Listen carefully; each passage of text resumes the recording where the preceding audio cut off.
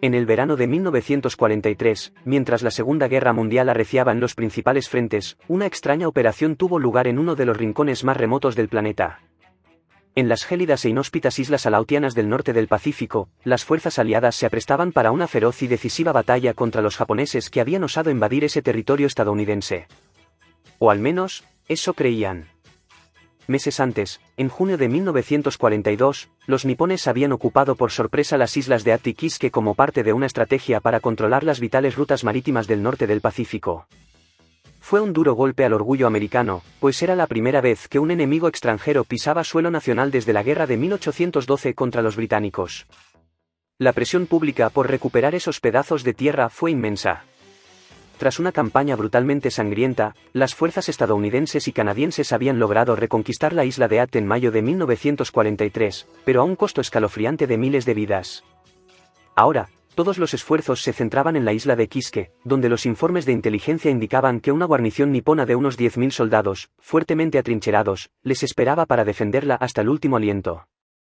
El vicealmirante Thomas C. Kinkaid, al mando de la operación aliada, no estaba dispuesto a correr riesgos después del desastre de Ate.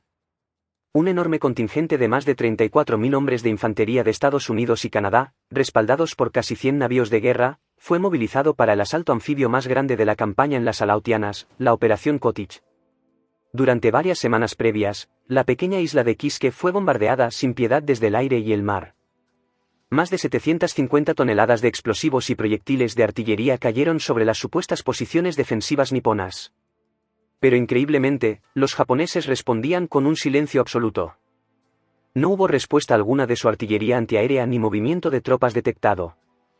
Kinkaid, sin embargo, estaba convencido de que los tenaces y fanáticos soldados del Imperio del Sol naciente simplemente se habían refugiado en refugios subterráneos y cavernas naturales, preparando una resistencia feroz como la que habían librado en Ate.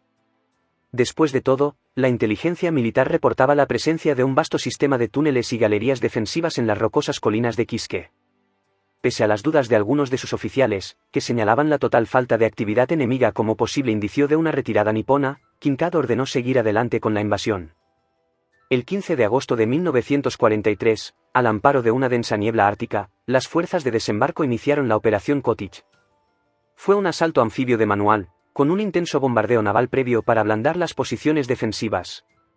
Luego, en una maniobra perfectamente coordinada, casi 35.000 infantes de marina y soldados descendieron de las lanchas acorazadas para tomar las playas en 2 puntos de la costa oeste de Kisuke. Pero lo que encontraron al llegar fue un silencio sepulcral y total ausencia de resistencia enemiga. Confundidos pero manteniendo la guardia en alto, los hombres avanzaron tierra adentro en busca del enemigo nipón. Pronto, la misteriosa neblina se volvió su peor enemiga, desorientando a las tropas y dificultando las comunicaciones. En esas condiciones de casi cero visibilidad, el menor ruido o movimiento provocaba descargas de fuego amigo. Un grupo de soldados canadienses juró haber visto emerger de la niebla a un nutrido pelotón de japoneses, por lo que abrieron fuego sin dudar. Cuando la neblina se disipó momentáneamente, se horrorizaron al encontrar solo cadáveres de 28 estadounidenses muertos por sus balas perdidas. A medida que las tropas aliadas avanzaban penosamente sobre un paisaje lunar de cráteres y escombros, fueron encontrando cada vez más signos que contradecían la presencia de una fuerza japonesa atrincherada, búnkeres y trincheras abandonadas, armas arrojadas y destruidas, restos de lo que parecían campamentos temporales. Pero ni un solo cuerpo o indicio de combates recientes.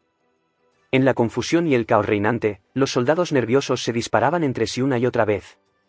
Además de los 28 estadounidenses abatidos accidentalmente. Por los canadienses, 4 soldados canadienses murieron a manos de fuego amigo de sus propios aliados. Un destructor de la Armada, el USS Abner Reed, golpeó una mina naval al ingresar a las aguas del puerto de Kisuke, hundiéndose y cobrando la vida de 70 marineros. Día tras día, a medida que la fuerza aliada se internaba más en esa tierra de nadie, seguían acumulándose bajas por trampas explosivas abandonadas por los japoneses, accidentes con vehículos en el traicionero terreno, y sobre todo, el letal fuego amigo provocado por la desorientación y pánico. 9 días después del inicial desembarco, cuando las tropas finalmente alcanzaron las cimas de las escarpadas colinas que dominan la isla, la desconcertante realidad los golpeó con fuerza. Kisuke estaba completamente desierta, sin un solo japonés defendiéndola. La noticia de que habían invadido y combatido en una isla fantasma fue un duro golpe anímico para Kinkaid y sus agotados hombres.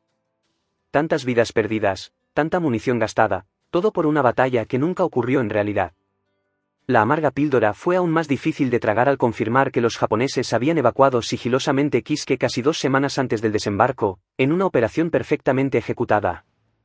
Interrogatorios posteriores a oficiales nipones revelaron que, anticipando el inminente ataque aliado tras la caída de At, los japoneses simplemente abandonaron la isla dejando atrás solo algunas trampas explosivas y señuelos para alimentar la percepción aliada de que Kisuke seguía fuertemente defendida.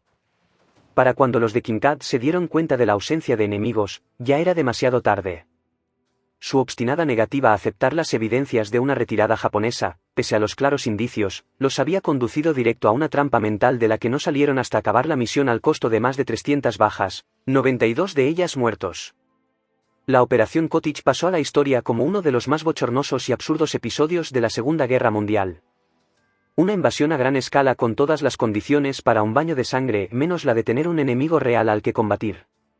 Un monumento a los peligros de las suposiciones y sesgos perceptuales en la toma de decisiones militares.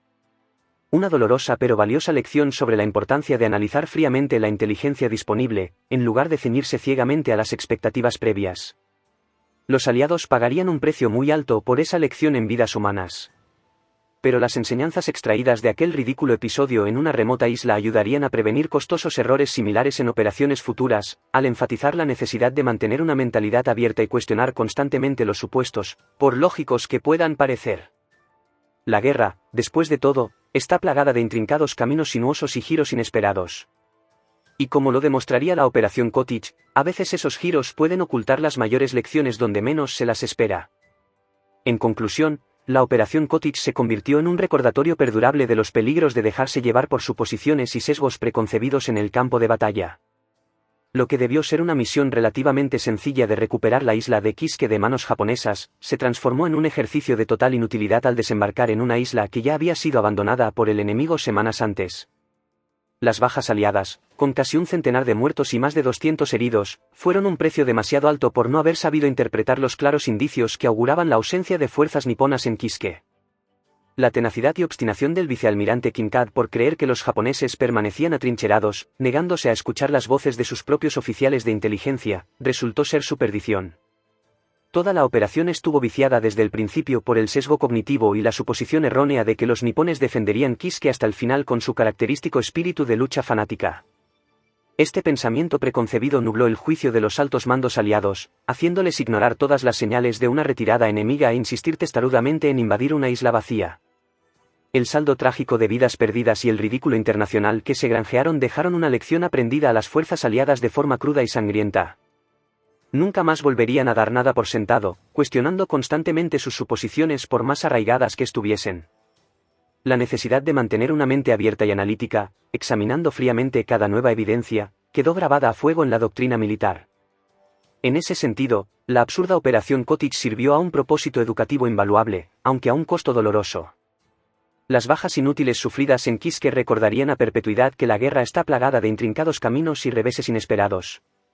Y que solo manteniendo una mentalidad flexible, dispuesta a replantear constantemente sus preceptos, es posible navegar esos laberintos mortales sin desangrarse en batallas fantasmas.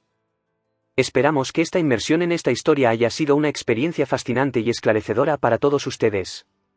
Si desean seguir explorando los misterios y las intrigas de otros momentos históricos, les animamos a mantenerse conectados con nuestro canal y a suscribirse para no perderse futuros episodios. Te dejo un vídeo sobre un afroamericano de Mississippi que participó en la Guerra Civil Española.